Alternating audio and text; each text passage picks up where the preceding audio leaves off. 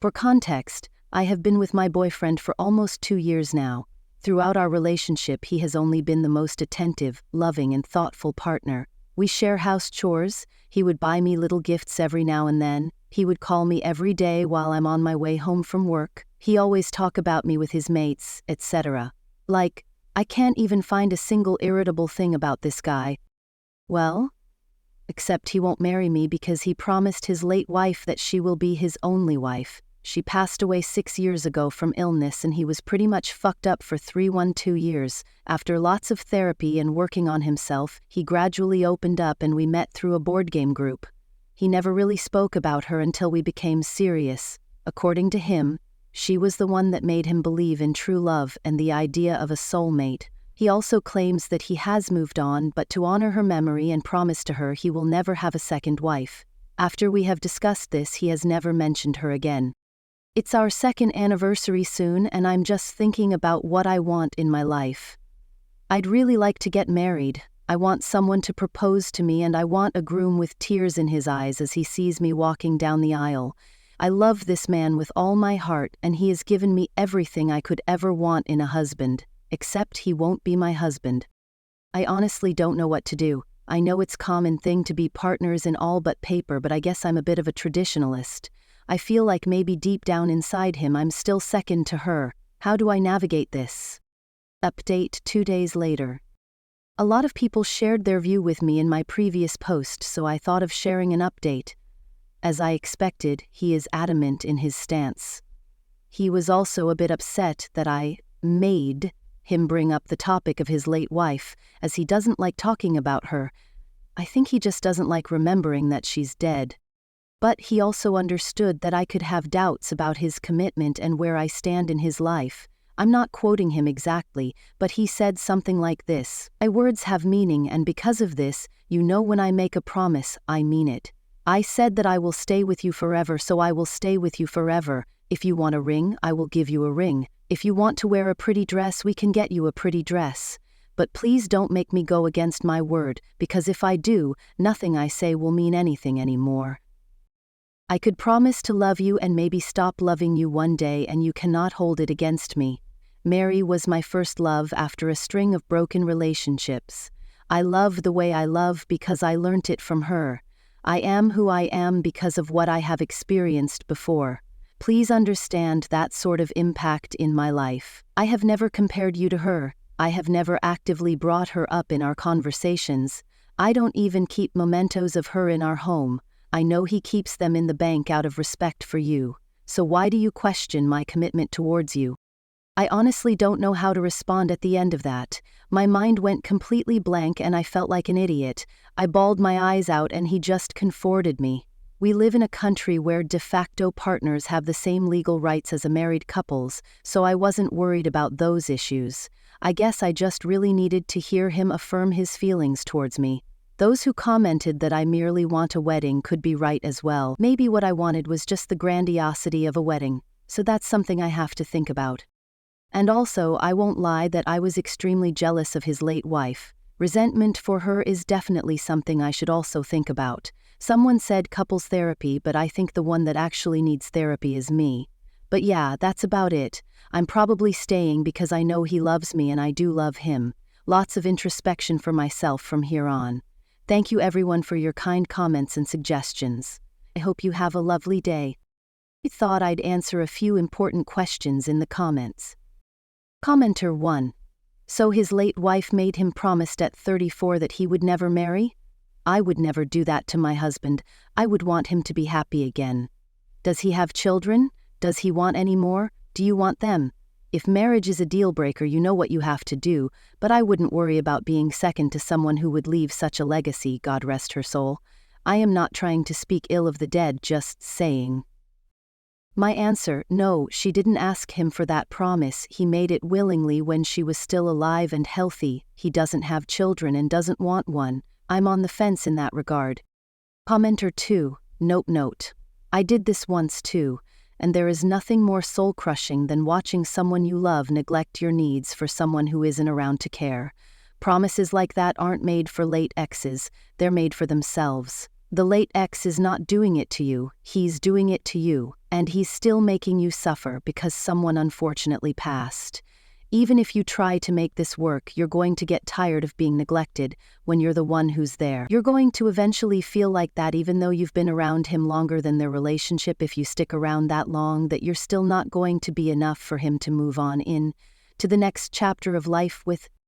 And even then, if somehow you're convinced to be okay with this, you get to watch later in life when it's his turn to go, and you hoped to be at his bedside to hold his hand through it. You get to be locked out of that room and forced to wait in the waiting room with no idea what is going on because no one will answer any of your questions and all you can do is wait.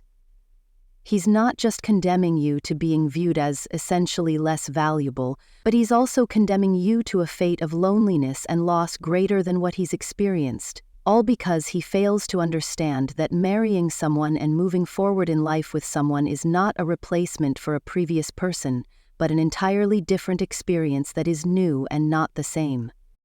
This is not okay. It's not fair to you, and from my own experience I feel very strongly that you are emotionally being taken advantage of, and you're in a position to be gaslit and blamed for however you feel about this. Get tired of it and then you're too pushy, but if he gives you what you, then it's your fault he decides to lie and cheat. Get mad at him for wasting your time and he gets to claim he's always been the nice guy and told you how it is, and that ambiguously threatening, if you make me into a dishonorable person, no good to my word. If you do this to me, fucking man up, dude, and stop making someone accountable for your own choices. Yes, in adult life sometimes people make promises they realize they can't keep.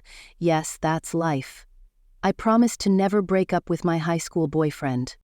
The surprise, I'm 40, and I'm not with my high school boyfriend. But that doesn't mean my whole life is a lie. I am so sorry you are going through this, Ope. I really feel for you, and this thread in particular triggers me because I went through 4 years of this in a relationship that lasted longer and had more life events than what the dude did with his late ex. But for all the times I held him when he cried, all the sacrifices I gave, all the love I poured into it, and all the times I put his needs first, from taking care of his senile dementia mother who wouldn't stop threatening me, to risking myself pulling his dog out of a fire, always having his back. It was never enough to finally accept building a legitimate future and all the privileges that come with it. You don't get the house shopping. You don't get to be in the know during emergencies. You don't get the, oh, it's so nice to meet his wife when he starts a new job. You get, if you were such a great girlfriend, why doesn't he marry you? And the nope, we're not going to discuss procedures and costs with you because you're just a girlfriend, and if you stick around long haul until end of life. Either it's, you can't take time off work to mourn his passing because bereavement leave is for family only, and you also need to find a new place to live because that's his house, and his family decided to run the eviction process on you, so now you're homeless, mourning, still have to go to work. And you might be lucky to go to the funeral, but you're not going to be able to keep anything to remember him by because his family wants it. I don't mean to sound like I'm projecting, but please don't do this to yourself. You're going to end up with a complex if you stick around, where she has cock-blocked your entire life despite you're the one there to do the heavy lifting. Sometimes jealousy is not supposed to be ignored, so please, move on. Don't do 4 years like I did. It's been a while now. But I now have to do therapy to be able to function in the relationship that actually is living the dream for me. What do you think about? Here are some popular comments. Then tell him you'd like all the legal safeguards and rights that come with marriage and that you would like him to have a lawyer draw up the paperwork. Healthcare insurance not eligible. If he's hospitalized as you are just a girlfriend, you have no right to even visit. Are you contributing to the household, either financially or with labor? Will you be left with nothing if he dies? If you jointly own a house, what happens if a relative inherits his half and you can't sell, but you can't afford it on your own either? Dating a widow is hard. I felt like I was constantly competing with a ghost because my ex had not properly processed his grief. He needed therapy, not a girlfriend. That said, to stay with him and never get married or have kids because of his promise is a huge sacrifice you need to be 100% sure about. If not, you may look back in a couple of years and have regret or resentment towards your partner. Also, just a life lesson: if you are to make that sacrifice and compromise for your relationship. Make sure you are protected with paperwork, not just BC, your state or country protects common law relationships. It's okay if he's just not the right one for you either. A little over a year ago, my sister and her ex split. They had dated for over 5 years and were living together. He never wanted to get married due to childhood trauma with his parents' divorce and was on the fence about kids. My sister made a similar choice you will have to make to be with him regardless, and he blindsided her when he ended it. Within the year, he is in a new relationship, having a baby, and getting married. Maybe it wasn't planned, but he also is doing something he never said he would do: get married when he would have never have done so for my sister. Good luck to you. Hope whatever you decide works out for the best. He was honest from the beginning. She thought she could change him. She chose him and chose 2 years, was going to be told to convince him. She just wasted both of their time. He does sound like he still needs to grieve, but if he was honest from jump, I don't have any understanding for why he is trying to convince him or herself otherwise. I pray she finds the courage to walk away from this relationship. I don't think he's keeping his promise to his dead wife. She didn't elicit that promise from him to never remarry. BC, she was so upset at the thought of a legal document tying him to another woman. She wanted him to never have a serious committed relationship with another woman for the rest of his life. He broke the spirit of his promise already. Frankly, it was unreasonable of his dead wife to demand such a thing, and it's delusional of him to pretend keeping that silly promise makes him virtuous. It's antithetical to live your life for the dead. This is so sad. She is so blind to the fact that her boyfriend literally puts his dead wife on a pedestal. It's important to cherish a lost loved one, but this ain't a man who has healed or moved on. Instead, he's romanticized his dead partner to a level where no one else will ever compare. So unhealthy and kinda ick. There's a difference between marriage isn't for me. I tried it and it's not my thing, but I am monogamous. And I promised my first wife, who taught me how to love, that she would be my only wife because I'm honoring her and nothing compares to that relationship. This sounds a lot like a guy who won't commit to a woman he's dated for 10 years, then they break up and he marries someone else in 6 months. It's so obvious that he carries a massive torch for his first wife and will never put it down. But it's worse than that. I guarantee you he only remembers the good times, never any of the bad. And he also has this idealized dream of what his life would have been like had she lived. And he's so busy living that idealized dream in the back of his head, he's failing to see reality. He also refuses to acknowledge that the dream is just that, a dream. Hell, the woman he remembers is probably nothing like the woman she actually was, never mind the woman she would have become. Life changes us in ways we never saw coming, and life throws things at us that we never even considered as options. He has this dream of the perfect life he would have lived with her, where everything went smoothly, there was no conflict, no problems, no stresses, no issues, no disasters or catastrophes or evils, just happiness and perfection and light and health and wealth and sunshine and flowers. Life don't work that way. She needs to get out because he is honestly delusional. He may even come to resent her for not being his dead wife, and possibly even resent her for being in his life longer and for more life events than his dead wife. He strikes me as the kind of man who, after a lifetime with her, would call out for his dead wife on his own deathbed, "You were the love of my life. There has been no other." Because all he cares about is himself. I always knew that it was utter BS when people say, she would want you to move on and find happiness, to the surviving spouse. The people who genuinely feel that way are far better people than I am.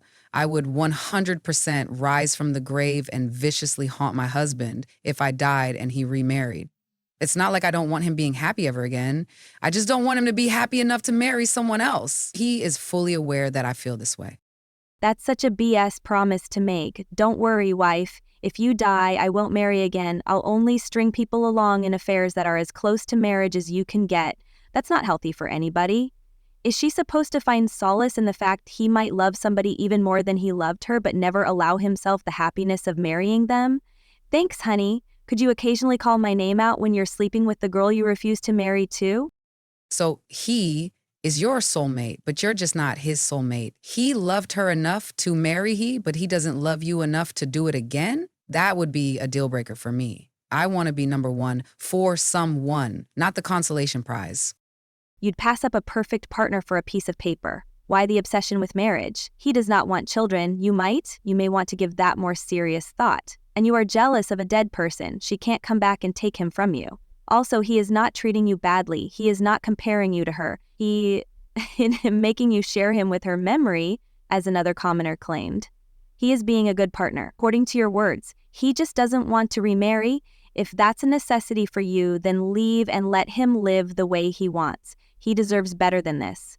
May you find or develop the relationship you deserve as well. You both could benefit from therapy. Lots of good, insightful comments here. I've been in a similar situation. You're competing with a ghost. The late wife is perfect and idealized. She can do no wrong and will always be held on a pedestal. You, on the other hand, are a real, fallible human being. You will always be down there in the dirt with the rest of us. Just a regular old imperfect person. It's a contest you cannot win. It exists only in your BF's head, and it's entirely unfair. If he is unwilling to fix himself or can't see that he needs fixed, you need to move on. So she's good enough to be a wife in all ways but full legal ways, cooking, cleaning, sharing a bed, and likely paying bills, etc. too. I hope she gets out and finds what she is really looking for. This guy isn't it. He is in love with a ghost, but still likes getting laid on the regular. I've said this before, but it remains relevant. I understand that losing the love of your life is the kind of fracture a lot of people probably can't come back from in their heart. But I think it's pretty clear that once you have decided someone else is going to get real estate there, you can't make them live in your deceased partner's home. If you can't treat your new partner as a distinct individual separate from your deceased partner with the full rights and privileges and heart space and brain space as your old partner, you are not ready to date. It's unfair to the new partner to make them share you, especially considering your relationship wouldn't exist in any other universe where they were still alive. You can't treat them as a replacement. You can't make them live in the shadow of the former partner. They have to be their own independent relationship that is given its own inked time and effort and energy and love. And this is kind of where the heartless comes in. If you've moved on to another relationship, you have to move on. Your time with your previous partner was valuable, special, filled with love and memories, but that time is over. That door has to close for you to move on to open a new one. This would be especially hard if you had children with them because they will always serve as a lifelong reminder of the life that was taken from you. But if you are not able to incorporate the new person into your life as a whole human being and romantic partner in their own right, you have no business dating. Does that mean you have to be alone forever? I certainly hope not, but you can't force someone else to share the same space with your dead former spouse. It's just not fair. What is so special about him to make her stay?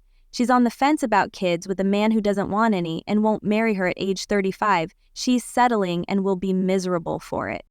She wants what she can't have and doesn't even realize it. He is allowed to feel how he wants. She knew that going into this. It does not make it fair to attempt to change him in that regard when he has been operating like that for so long. I hope she can understand that as long as she is with her current boyfriend, she will never be first and foremost in his life. If she is okay with that, then fine. Otherwise, she is in a no-win situation, and I feel for her. There has to be someone out there who will make her top priority. I hope she will find that person, as it seems like she has a lot to offer. As a widow, anyone referring to the late spouse as an ex is triggering. They did not get divorced, the late spouse died. If they had not died, they may or not be together today, but that is not what this is about. I am coming up to 5 years of losing my husband. I have not dated. I dipped my toe into a few apps, but I noped out based on some creepy conversations. Will I ever marry again? Maybe, I don't know. It would have to be someone special who could handle that I have baggage and a late husband who left on his own volition. I have been in therapy for years as well. There is always room in your heart for more than one love, but her partner is not at that place and may never be. She needs to be looking out for herself and finding the right partner who is compatible on what they want from the relationship and life. It's not about commitment. his love for her. It's about his word, his promise. It doesn't matter if you think that promise is stupid or his word isn't as important as marrying her. None of that matters because his word matters to him. God, I swear, people ask for men that do what they say they're going to do and then drag them all over hell when that's what they get. If she is insistent on getting married and being jealous of a dead woman, then they're just incompatible. It's no one's fault. He isn't the bad guy because he values his own principles. Oh, and he isn't flaunting anything in she face. He doesn't speak about her. He has nothing from the relationship in the house. There's no comparison being made. This is all just insecurity, y'all. Think about this. If his word matters to him that much, do you really think he would be just saying stuff to make she feel better? Or can't we trust anything anyone says, ever? Gonna be a little prick and say that she should just get out of this relationship. That is the only way she can really proceed. Marrying a widower can be all fine and dandy if they process their grief. The deceased loved one wants them to move on, to find love and someone who will make them feel happy and safe. A lot of them fail to understand this until years and years later. Some never do. This guy isn't making a commitment. He doesn't like to talk about his late wife because he hasn't processed his grief, but likes to uphold some promise he made to her while she was alive. While she can't act like she is his first, he needs to understand that relationships stay afloat if both ends meet. With time and effort, he really isn't cutting it. He is dense. She doesn't want a ring just for shits and giggles. She doesn't want a pretty dress just 'cause she loves him. She wants to be engaged, to marry. She tries to be patient and understanding, but he isn't committing to her. She is literally competing with the memory of a dead person for this guy's love. I can understand loss. I've felt it way too many times myself, but in situations like this, she needs to let him go. He needs to process his grief and learn that he can't treat people like this. I don't get most of the comments. The issue seems to be entirely in he own head. And the idea of a wedding, she already sounds like she's living in a marriage. And legally, it doesn't matter. Her partner doesn't compare her to the late wife, doesn't keep moments around, is committed to her, but has a strong sense of personal identity centered around his word being solid. He explained the boundary. He explains why his late will always be important. He doesn't think he would be able to love he if it weren't for his late wife and how he grew with her to be a better version of himself.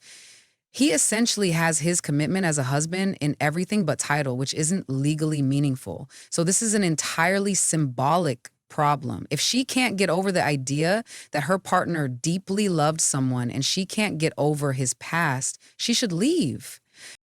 But it seems like the wrong call to throw away a good, supportive partner over what amounts to a symbolic joining of families and a party. Do you really need a wedding if you have a committed partner that you enjoy sharing your life with? There's really two separate issues being conflated. Jealousy and competition with a dead spouse, that doesn't seem to stem from her partner, more her own insecurity, is one issue. The second issue is wanting a marriage wedding. The first issue is a deal breaker if she can't get over it. The second one only is if he really feels that strongly about marriage. Her partner has made his views clear. She's right. She needs therapy and can figure it out from there. Totally agree. These comments have me scratching my head. I do think that both parties need to do some soul searching to discover the true root of their convictions. But ultimately, him not wanting to marry is his prerogative, and her having marriage or a lack thereof as a deal breaker is her prerogative. I can't help but wonder why she wants marriage so much. If legal protections aren't an issue, like she says, then what is it? Relationship security imposed by legal structures? If the foundation of your relationship security is you have to be with me, it's legally a pain in the ass to leave me, then I don't think you have a healthy foundation, actually. Again, she is well within her right to demand marriage. I just think it would be good to unpack why. Same for why he is so very against remarrying.